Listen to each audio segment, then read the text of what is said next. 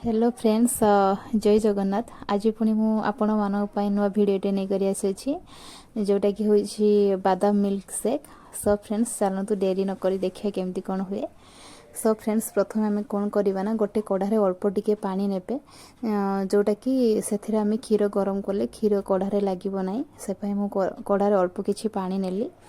तापरे जहाँ भी किसी आप क्षीर रखि थे जो परिमाण क्षीर आपड़ करने चाहूबे से अनुपात नहीं पारे।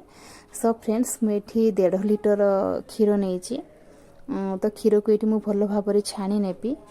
सो फ्रेंड्स क्षीर गरम करला बेले पूरा भल भाव क्षीर को फुटाई नवा जमीती कि पूरा क्षीर बहली अंश आसा पर्यंत आम क्षीर को फुटाई नवा। तो क्षीर को आम बारंबार बारंबार ताको आम स्पून साहाय्य आम घांटा जमीती क्षीरटी सर न पड़े। तो से पर्यंत आम घांटी चलवा जे पर्यंत क्षीरटी टिके बहली अंश न आसी। सो फ्रेंड्स ता भितर आलमंड बादाम आम पेस्ट करी नबा। तो देखि नियंतु आपण चाहिए गरम पानी आपको बतुरे चपा छड़े नेबे नहीं तो आपण घंटे कि 2 घंटा पूर्व आपण बादाम को बतुरे नेबे जमीती बादाम टी भल भाव चुपाटी छाड़ी जीवो।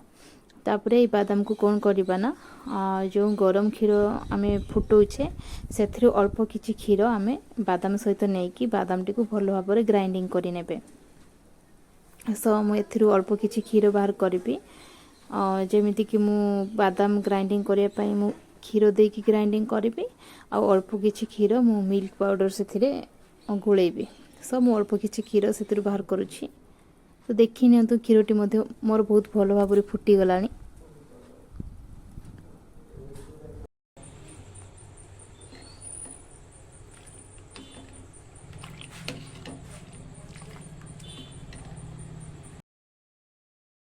तापरे बादाम टी को भल भाव ग्राइंडिंग करि नेबा।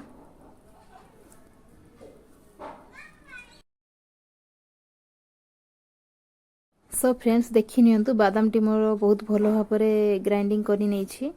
तो चलतु बाकी तक बड़का क्षीर जो खोली थे से बर्तमान मिल्क पाउडर एड कर नबा। आपड़ चाहिए कस्टार्ड पाउडर जो फ्लेवर आपड़ देवाई चाहूबे आपड़ दे पारे। तो मुझे मिल्क पाउडर नौची। तो सब फ्रेंड्स देखि नियंतु मुझे 1.5 लिटर क्षीर रे गोटे बाउल मिल्क पाउडर नौची। तो ये मिल्क पाउडर को क्षीर सहित भल भाव मिक्स करि नेबे। मिल्क पाउडर टी क्षीर सहित मिक्स करिनेला परे ताको आमे क्षीर सहित फुटुथिबा क्षीर सहित भल भाव एड करि नबा। तो एका बेले का आमे बादाम पेस्ट किंबा मिल्क पाउडर पेस्ट आमे ढाली दबा नहीं। तो ताको आमे अल्प अल्प करिकी ताको आमे ढालिबा एवं क्षीर को भल भाव घांटी नेबा। सो फ्रेंड्स देखंतु मोर क्षीरटी मध्ये बहुत भल भाव फुटी गलानी। तो बर्तमान एथिरे बादाम जो ग्राइंडिंग करी रखी थी ताको धीरे धीरे धीरे धीरे अल्प अल्प करिकी ढालिबी एवं क्षीरटी को भल भाव घांटी नेबी। तो आपण मध्ये एही परि भाव ढालिबे प्रोसेस रे ढालिबे एका बेले ढाली देबे नहीं। तापरे मिल्क पाउडर जो क्षीर सहित मिक्स करके रखी थे सेटा मध्ये ढाली नेबा।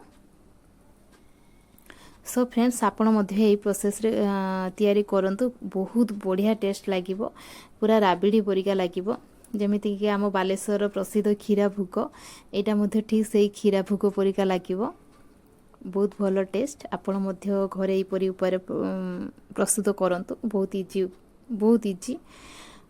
सो फ्रेंड्स देखंतु तापरे आमे ए सब को भल भाव घांटी नेबा।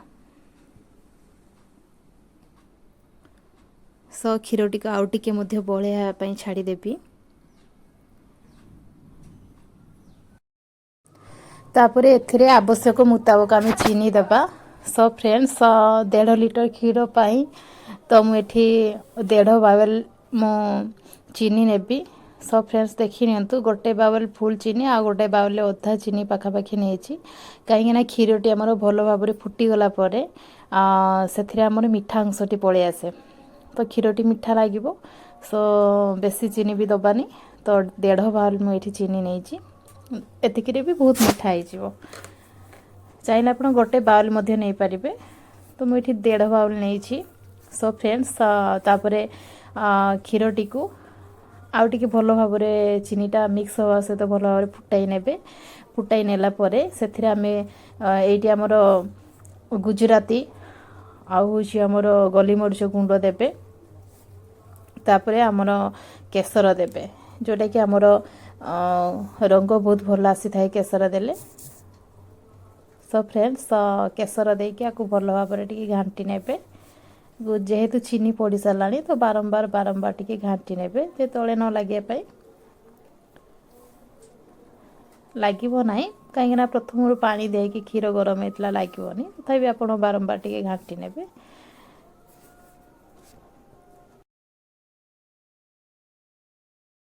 ସୋ ଫ୍ରେଣ୍ଡସ୍ ଏହିପରି ଭାବରେ କ୍ଷୀରଟିକୁ ଭଲ ଭାବରେ ଫୁଟାଇ ନେବେ। ଯେତେ ଫୁଟାଇବେ ତାର ସ୍ୱାଦ ମଧ୍ୟ ସେତିକି ବଢ଼ିବ। ସୋ ଫ୍ରେଣ୍ଡସ୍ ଚାହିଁଲେ ଆପଣ ମଧ୍ୟ ଏଇଠି କଲର୍ ଫୁଲ୍ କରିପାରିବେ।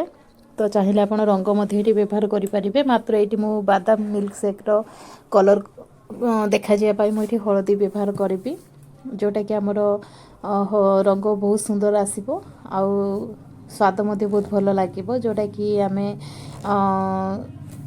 କ୍ଷୀରରେ ମଧ୍ୟ ଆମେ ହଳଦୀ ପକାଇକି ପିଇଥାଉ, ଯେଉଁଟାକି ଆମ ଦେହ ପାଇଁ ଭଲ ହେଇଥାଏ। ତ ଏଥିରେ ଆମେ ହଳଦୀ ପକାଇବା, କିଛି ଅସୁବିଧା ନାହିଁ। ସୋ ଫ୍ରେଣ୍ଡସ୍ ସେହିପରି ଧୀରେ ଧୀରେ ହଳଦୀ ପକାଇଲା ପରେ ଧୀରେ ଧୀରେ ଘାଣ୍ଟିବେ। ଦେଖିବେ ଧୀରେ ଧୀରେ ତାର ରଙ୍ଗ ମଧ୍ୟ ଚେଞ୍ଜ ହେଇଯିବ। ସୋ ଫ୍ରେଣ୍ଡସ୍ ଦେଖନ୍ତୁ ଆମର ବାଦାମ ମିଲ୍କ ସେକ୍ ମଧ୍ୟ ଧୀରେ ଧୀରେ ରଙ୍ଗ ଦେଖନ୍ତୁ କେମିତି ପରିବର୍ତ୍ତନ ହେଉଛି। ଏଇଠି ଦେଖି ନିଅନ୍ତୁ ମୋର ଫୁଟି ଫୁଟି ପୁରା ହଳଦିଆ ହେଇଗଲା। ଦେଖନ୍ତୁ ଦେଖିବା ପାଇଁ ତ ବହୁତ ସୁନ୍ଦର ଦେଖାଯାଉଛି, ଖାଇବା ପାଇଁ ଆହୁରି ସୁନ୍ଦର ଲାଗିବ। ସୋ ଫ୍ରେଣ୍ଡସ୍ ଆପଣ ଯେଉଁ ଅନୁପାତରେ ଆପଣ ମାନେ ଖାଇବା ପାଇଁ ଚାହୁଁଥିବେ, ମନେ କରନ୍ତୁ ଆପଣ ଟିକେ ମୋଟା ରଖିବା ପାଇଁ ଚାହୁଁଛନ୍ତି ଗାଢ଼ଟିକୁ, ମାନେ ମିଲ୍କ ସେକ୍ଟିକୁ ଆପଣ ଟିକେ ପତଳା ରଖିବା ପାଇଁ ଚାହୁଁଛନ୍ତି ତ ପତଳା ଆପଣ ରଖିପାରିବେ। ଯଦି ଆପଣ ଟିକେ ମୋଟା ରଖିବା ପାଇଁ ଚାହୁଁଛନ୍ତି, ଟିକେ ମୋଟା ମାନେ ଟିକେ ବହଳିଆ ହେବା ପାଇଁ ଚାହୁଁଛନ୍ତି, ତାହେଲେ ଆପଣ ସେଇ ଅନୁଯାୟୀ କରିବେ। ସୋ ଫ୍ରେଣ୍ଡସ୍ ତାପରେ ଦେଖନ୍ତୁ ଏଇଠି ମୁଁ ଆମର ଯେଉଁ ବାଦାମକୁ କାଟିକରି ନେବି, ପିସ୍ ପିସ୍ କରିକି ତାକୁ ଏଥିରେ ପକାଇବି। ଯେଉଁ ଆଲମଣ୍ଡ ବାଦାମ ତାକୁ ପିସ୍ ପିସ୍ କରି କାଟିକି ପକାଇବେ, ଯେଉଁଟା ଖାଇବା ପାଇଁ ଭଲ ଲାଗିବ। ସୋ ଫ୍ରେଣ୍ଡସ୍ ଫାଇନାଲି ଦେଖି ନିଅନ୍ତୁ ମୋର ପ୍ରସ୍ତୁତ ହେଇଗଲାଣି ବାଦାମ ମିଲ୍କ ସେକ୍। ଆପଣ ମଧ୍ୟ ଘରେ ଏହିପରି ପ୍ରସ୍ତୁତ କରିକି ଖାଆନ୍ତୁ। ଆଉ ମୋ ଭିଡ଼ିଓଟି ଯଦି ଭଲ ଲାଗୁଥିବ ତାହେଲେ ଲାଇକ୍ କମେଣ୍ଟ ସେୟାର କରନ୍ତୁ, ଆଉ ମୋ ଚ୍ୟାନେଲଟିକୁ ସବସ୍କ୍ରାଇବ୍ ମଧ୍ୟ କରନ୍ତୁ। ସୋ ଫ୍ରେଣ୍ଡସ୍ ତାପରେ ହେଇଗଲା। ସୋ ଫ୍ରେଣ୍ଡସ୍ ଦେଖି ନିଅନ୍ତୁ ଫାଇନାଲି ମୋର ପ୍ରସ୍ତୁତ ହେଇଗଲା। ତ ହେଇଗଲା ପରେ ତାକୁ ଗୋଟେ ପାତ୍ରରେ ଆପଣ ଖୋଲି ଆଣିବେ। ଆଣିଲା ପରେ ଆପଣ ଚାହିଁଲେ ତାକୁ ଗରମ ଗରମ ଖାଇପାରିବେ, ନାହିଁ ତ ଆପଣ ଥଣ୍ଡା କରିକି ମଧ୍ୟ ଖାଇପାରିବେ। ତ ଆପଣ ଏହାକୁ 30 ମିନିଟ୍ ପର୍ଯ୍ୟନ୍ତ ଆପଣ ଫ୍ରିଜରେ ଆପଣ ରଖିଦେବେ। ଥଣ୍ଡା ହେଲା ପରେ ତାକୁ ଖାଇବେ, ତାର ସ୍ୱାଦ ଆହୁରି ବହୁତ ଭଲ ଆସିବ, ୟମି ଲାଗିବ। ସୋ ଫ୍ରେଣ୍ଡସ୍ ଆପଣ ମଧ୍ୟ ଏହିପରି ପ୍ରୋସେସ୍ରେ ଘରେ ତିଆରି କରି ଖାଆନ୍ତୁ। ଆଜି ପାଇଁ ଏତିକି, ପୁଣି ନ୍ୟୁ ରେସିପିରେ ଭେଟିବି। ଜୟ ଜଗନ୍ନାଥ।